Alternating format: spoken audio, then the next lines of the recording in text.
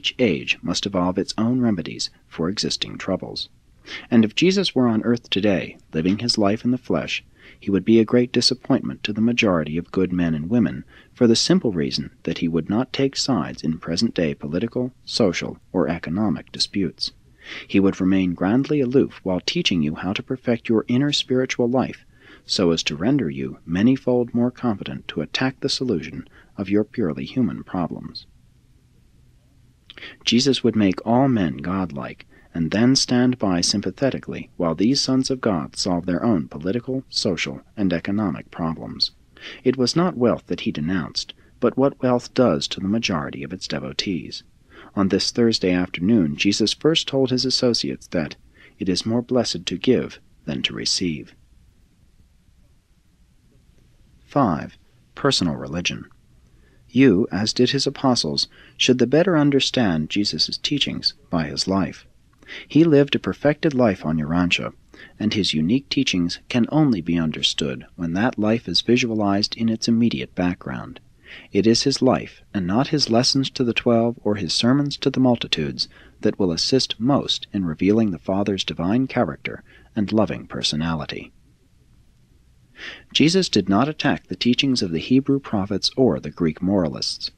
The Master recognized the many good things which these great teachers stood for, but he had come down to earth to teach something additional, the voluntary conformity of man's will to God's will. Jesus did not want simply to produce a religious man, a mortal wholly occupied with religious feelings and actuated only by spiritual impulses. Could you have had but one look at him, you would have known that Jesus was a real man of great experience in the things of the world. The teachings of Jesus in this respect have been grossly perverted and much misrepresented all down through the centuries of the Christian era. You have also held perverted ideas about the Master's meekness and humility. What he aimed at in his life appears to have been a superb self-respect. He only advised man to humble himself that he might become truly exalted. What he really aimed at was true humility toward God. He placed great value upon sincerity, a pure heart. Fidelity was a cardinal virtue in his estimate of character, while courage was the very heart of his teachings. Fear not was his watchword, and patient endurance his ideal of strength of character.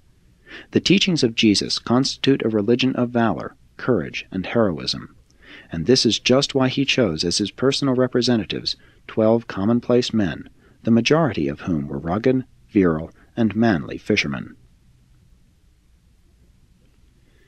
Jesus had little to say about the social vices of his day. Seldom did he make reference to moral delinquency. He was a positive teacher of true virtue. He studiously avoided the negative method of imparting instruction. He refused to advertise evil. He was not even a moral reformer. He well knew, and so taught his apostles, that the sensual urges of mankind are not suppressed by either religious rebuke or legal prohibitions. His few denunciations were largely directed against pride, cruelty, oppression, and hypocrisy.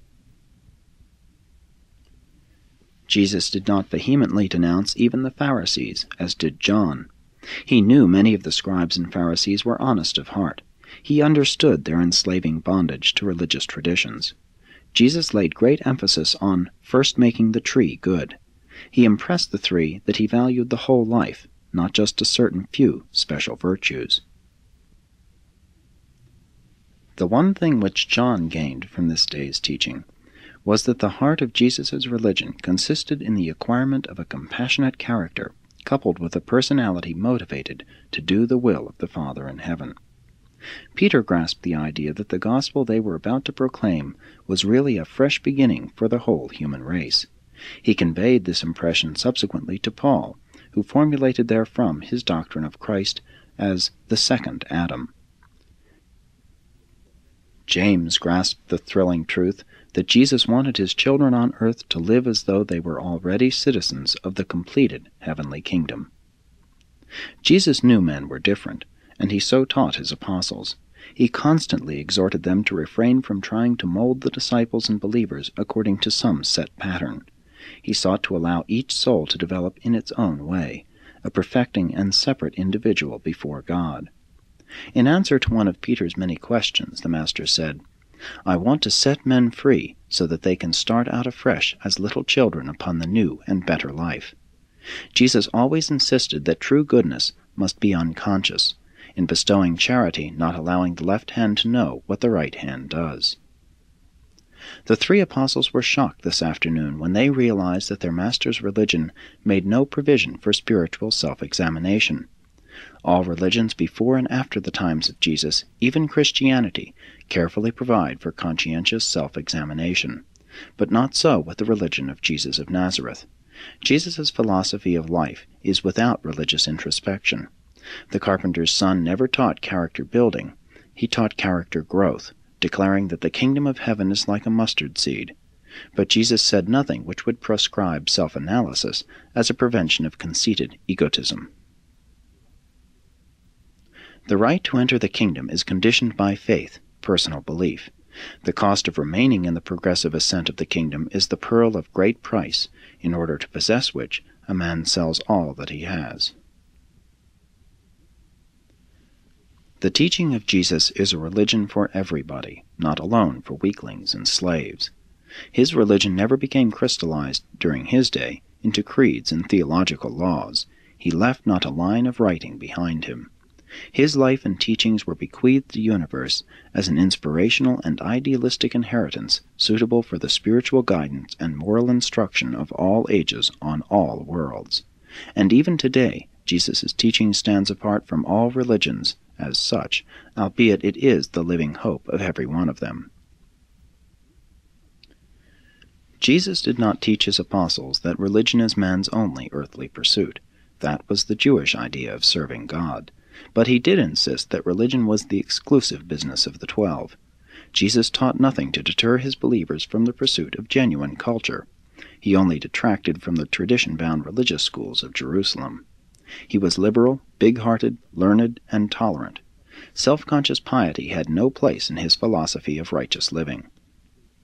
The Master offered no solutions for the non-religious problems of his own age nor for any subsequent age. Jesus wished to develop spiritual insight into eternal realities and to stimulate initiative in the originality of living. He concerned himself exclusively with the underlying and permanent spiritual needs of the human race. He revealed a goodness equal to God. He exalted love, truth, beauty, and goodness as the divine ideal and the eternal reality.